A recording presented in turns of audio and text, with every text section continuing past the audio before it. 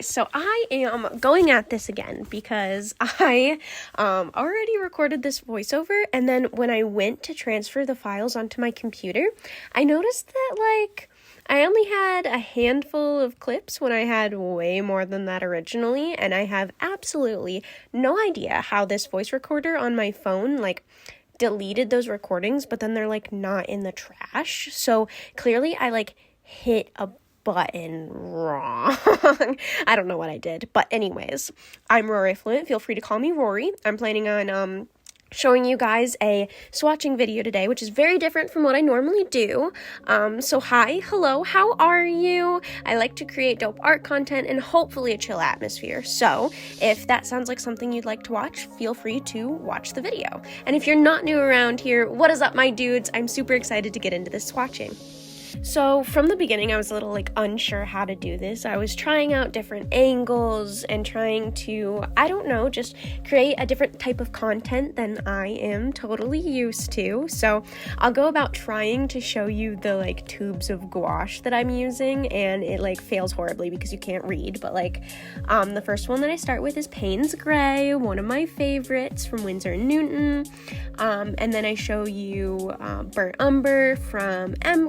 and Sepia from Winsor & Newton, and I just kind of continue from there to show you guys the different tubes that I'm using and how I've chosen to lay out this palette. So the next color is Alizarin Crimson from M. And I really like working with earth tones, so you'll see that's the majority of the palette. This color here is, I believe it's quinacridone Violet and Red Ochre, which Red Ochre is, again, one of my favorites. Love, love, love it. And then I move on to showing you quinacridone Rose, which isn't a color that I personally love, but it's nice to have to add some vibrancy and for color mixing. I can add white to it to lighten it to almost like a potter's pink. This color here is an interesting, really beautiful pale yellow that I adore using from a random gouache palette I got for Christmas. And then next is Sap Green from M. I'm sure you're noticing a theme with the brands that I use. By far my favorite is Winsor & Newton's gouache. I think their designer gouache is just, it re-wets beautifully, it paints like a dream, it's thick, creamy, it's insane, I love it. So this color is lilac, and it's basically a cool toned purple. And next we have a Holbein color, Leaf Green. I do not love Holbein's gouache, but there are a handful of colors that I already had from a set of Holbein that I got, so why would I rebuy them?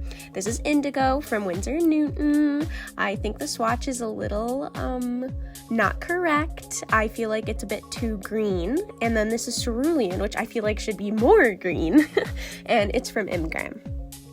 Next up, we have Raw Sienna, one of my favorites from Winsor & Newton's designer gouache. This one is a little bit easier to see. I almost get it correct with letting you guys see the label there. And then this is Naples Yellow, another one of my favorites. And then let's see what I grab next. I have Yellow Ochre, Prussian Blue left to show you guys. I think I have a earth green color that I end up adoring. I use it so much. It's from that kind of random Christmas palette. This here is Burnt Sienna from Holbein. Any of those small tubes were just from a set of Holbein I got for Christmas one year.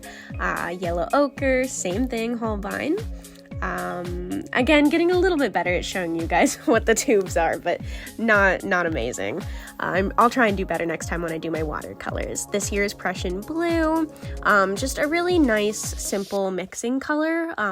Those that aren't natural tones are more for mixing.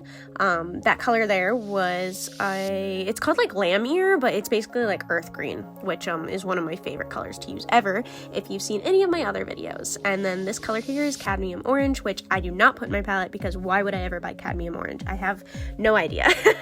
I do not understand why I ever purchased that color because it's just not an orange that I like. Raw Sienna is the way to go.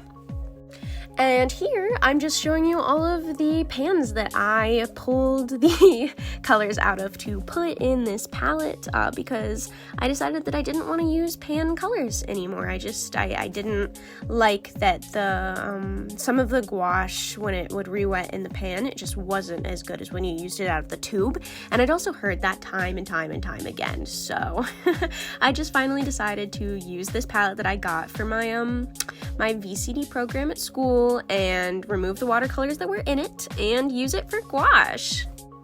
You can see here I'm trying to organize my gouache, and originally all of the tubes will not fit in that tiny Totoro cup, so I decided to organize them roughly by warm tone and cool toned and put them in 2 different mugs. The other mug is one of my favorites. It's a mug. It has quotes from famous authors and poets about how much they love cats, and it just makes me very happy to be able to use it.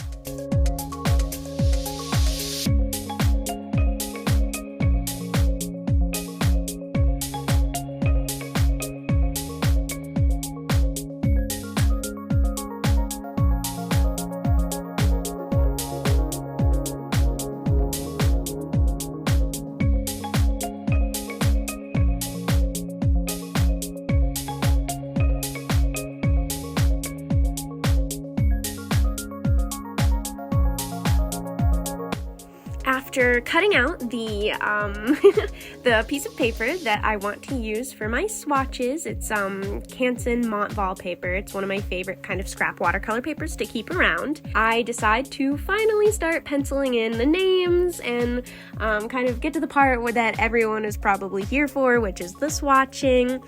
So enjoy this very long, very tedious process of trying to fit all the names on this paper and figuring out how I wanted to organize them, because it does not go well.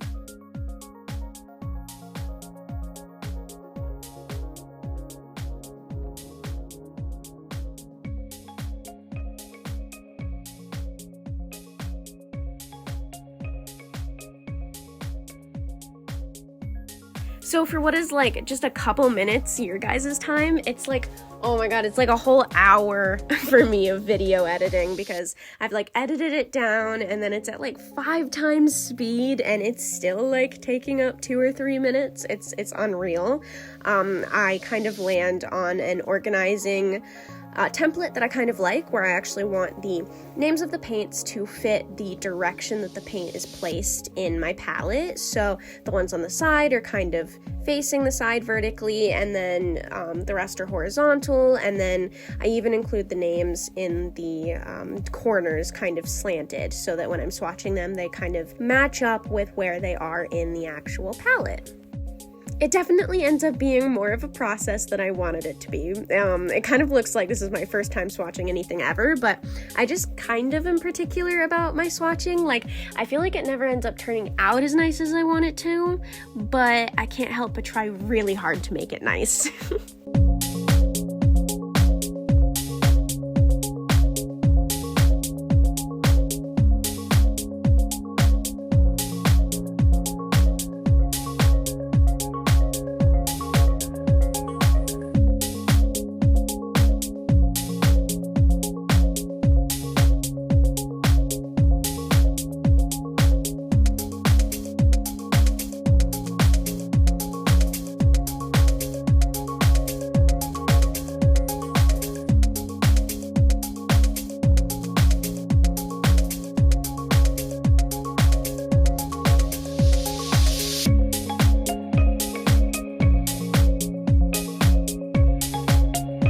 I'm not sure if I should like have a voiceover over the whole thing or leave some of it to music. I don't totally understand why like collectively a lot of people really enjoy swatching videos, so I'm gonna go ahead and like do a voiceover for as much of it as I can, because that's the kind of content that I like to consume, where it's not just, you know, like music and the person doing the swatching or the painting or whatever it is that their video's about. I really do enjoy commentary from the artist and hearing about their thought process, so I'm gonna go ahead and obviously commentate over this whole thing, but I don't know if that's totally what people like for swatch videos, so I'll be curious if anyone lets me know. But until I find out, this is the way that I've chosen to do it. And so you can see here, I've realized that a couple of my colors were like not placed in the right place, and I like completely forgot about one. So I'm fixing that really quick on I don't know, what would you call it, like this swatch paper. And then we will finally get to the swatching. And here we are, about halfway through the video, and finally getting to the point where I'm going to swatch my colors.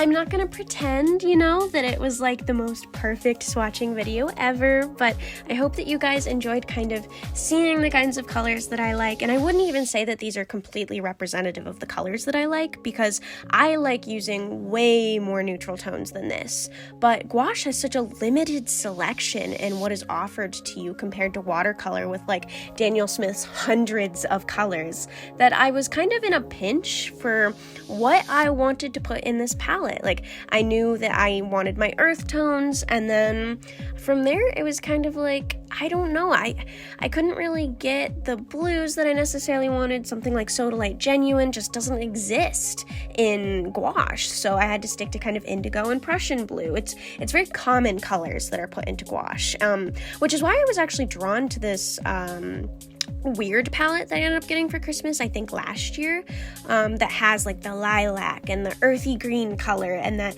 really pale yellow, because like I do not know where else I could get those colors. They just don't come in gouache, which I think is really frustrating, and I don't totally know why that's the case. It just is. As I started trying to expand my gouache palette, I realized very quickly that the colors that I love to use do not exist in gouache. And with this final view of my swatches, that is the end of this video. I really hope that you guys stayed to the end, that you enjoyed hearing about why I did what I did, and just kind of overall seeing how long it takes me to make one swatch card, because I promise you it was way longer than it had any right to be.